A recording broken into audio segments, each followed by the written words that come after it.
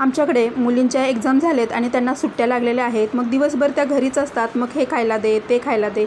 आता काय नवीन नवीन रोज द्यायचे ना, म्हणून मी ठरवलं भडंग बनवूया. यासाठी चिरमुरे घेतले, छानपैकी चाळून घेतले. त्यानंतर कढई गरम करून त्यामध्ये कुरकुरीत करून घेतले आणि त्यानंतर कढई दुसऱ्यांदा गरम करत ठेवली. त्यामध्ये तेल टाकलं, भरपूर सारे शेंगदाणे टाकले. शेंगदाणे थोडे भाजल्यानंतर त्यामध्ये उभे कट करून घेतलेले खोबऱ्याचे तुकडे घातले. शेंगदाणे आणि खोबरे तुम्ही तुमच्या आवडीप्रमाणे कमी जास्त करू शकता.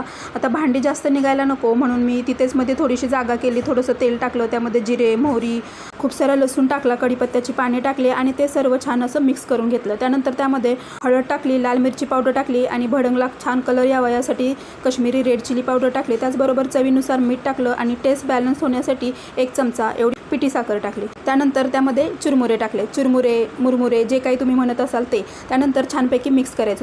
कांदा, टोमॅटो, लिंबू, कोथिंबीर वापरून याची तुम्ही भेळसुद्धा बनवू शकता. रेसिपी आवडली असेल तर चॅनलला सबस्क्राईब